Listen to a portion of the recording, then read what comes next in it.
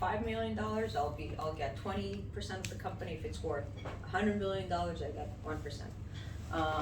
And of course, the more, as the company is earlier in stage, will be worth less, and then grows in valuation. We, as early stage investors, we tend to be the first investors in the company, or kind of invest in the first real round of the company. And our goal is to invest when the company is worth a little bit of money, and sell it when it's worth a lot of money. And this is how basically we make we make a profit. So kind of main stages for funding stages for startups. So the seed is really kind of the entry. So it could be anywhere between, I woke up this morning, I have a great idea, I have a partner, this is why we feel this could be turn into a great company, or something a little bit more mature is we actually have writing something, we have kind of a POC, a mock-up, something that we've started talking to customers and see that they're actually interested in what we're meaning to do.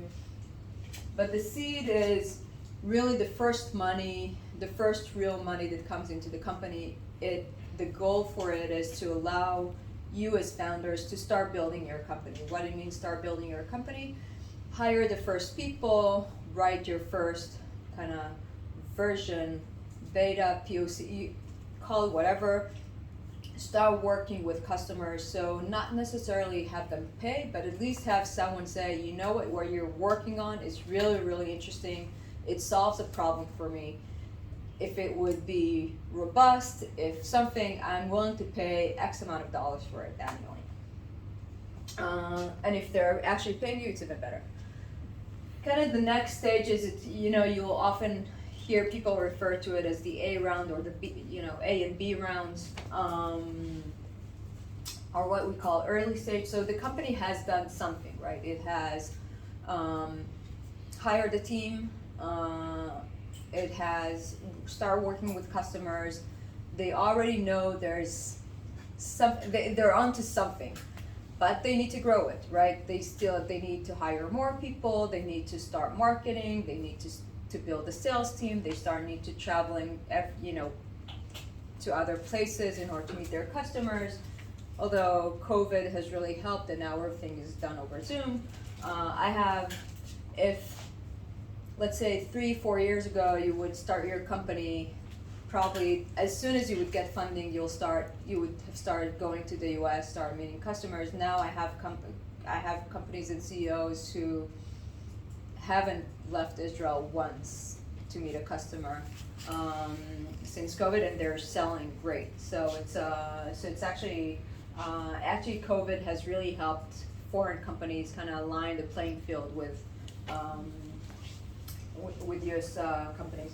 So early stages, again, you need money to start to build your company further. So let's say in 2021 numbers, because there aren't averages for 2022 yet, a seed would be anywhere from, let's say, like $1 million to $5-6 million. It used to be much less, but the world has evolved. Early stage would be anywhere from like $5 to $15 million rounds, and then growth stage is where you've actually proven that you're able to recruit, you're able to build a team, you're able to build a product. Customers love what you do, but you just need to grow. You need to sell to more customers. You need to get them to pay more for your product. You need more features. You need your brand you need people to be more aware of your brand. And basically now the risk is lower but still exists, but you just need money to grow all the functions of the company. Probably, these rounds can range from like $20-30 million to hundreds of millions of dollars, depend on who you are, depend on how how much investors are excited by you. Expansion, again, is kind of obviously the next stage, is where it's not really a risk of will you be able to develop the technology? Will people need it? But really, are you able to build a big company, an efficient company? Are you able to, is the ROI, in early stages, we don't care, or it's not that we don't care, but we care less of how much it costs you to bring every dollar in your expansion stage and growth stages. You really need to also show that you're efficient. Now, after 2 years of everything going very, up, expensive, a lot of hype, actually people are start talking about efficiency much earlier, but we're looking for companies to actually be self-sustained. And then they reach an exit. An exit could be an acquisition by a different company, which actually can happen anywhere along this route, or an IPO. Again, 2021 isn't very indicative because a lot of companies went and became public, either direct listing in the stock exchange, or through what is called this. Sorry. A SPAC merger, if you've heard about it, where actually there's a public company and kind of a private company merging into it. All the stocks went down also, but again, it was a global trend, so you can't blame one specific company. But again, when you're a public company, and I think that the biggest difference between a private company, so everything from the seed to kind of the pre-IPO stage, is you're selling a vision, or you're selling a plan, right? I plan to build, I plan to expand, I plan to have people pay me this and this. When you're a public company, you sell what you already have. So public market investors don't know how to interpret a dream or a plan into a price, which private investors do somewhat well for a living.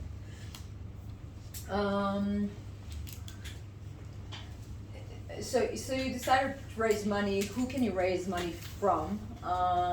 So basically it depends on the state you're at, where you're based, the sector you're at. Orientation, meaning a financial investor that all they care about is, if I invest $1, I want to get 3, 5, 20. Or a strategic investor that says, you know what, I care about making money, but I'm more interested in learning about what you do and maybe finding an alignment with what I do. And then you have kind of venture capitals. So funds like us, we raise money from other investors who give us the freedom to choose who we invest in. But we're a financial vehicle, right? I raise $100 million that I invest. I'm supposed to return to my investors $300 million or $500 million or whatever. But this is what I do for a living. I see startups. I decide who I want to invest in. I work in helping them. I'm taking a board seat. I will invest in later rounds most of the time. And this is what I do. Angel investors invest their own money. So it could be someone who invests,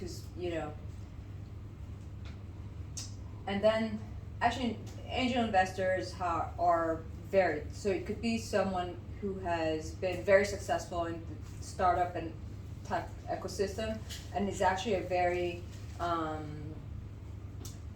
is a smart investor. He knows their spit, he knows what he's looking for, he can actually help companies, he's been in their shoes, he can bring a lot of value. And it could be someone who's made their fortune in real estate but really wants to be part, and in Israel it's become very popular. Anyone who's made money wants to be part of the tech ecosystem. So a lot of people, if you're a good entrepreneur, you would want someone, and we'll talk about it later, who can actually bring value and not just money. But so you have angel investors, you have peer-to-peer lenders, which I don't know if you have in Mexico, but in Israel it's somewhat, I wouldn't say popular, but there are choices that it's kind of a network. People invest money and then it goes directly into companies or entrepreneurs who want to build a company. Very little validation, due diligence. I mean, let's say my mom wants to invest with that, her ability to actually screen and understand what she's investing in is very limited. Personal investors, again, similar to angel investors, private people, unlike angel investors, that's not what they do for a living. So it could be your family, friends, someone you went to high school with, someone, someone who was referred to you. And then crowdfunding, again, there are various ways to do crowdfunding. There are kind of more structured ones and less. But in essence, if you're if you're a serious entrepreneur, what you would want to, who you would want to raise money from are first funds and angels that really understand your business, and it's also sort of a validation, right? So if you get a good fund to invest in you, it means that, it doesn't mean you'll succeed, right? But it means that at least you're thinking in the right way, you are looking at a good market, you have an interesting idea, you have someone who will be able to back you in your next round as well, who will be able to give you good advice, who will be able to use their network to help you. So, if I were starting a company, that's kind of the order I would go in. So when you're approaching a VC, what do you need to look for? So first is the right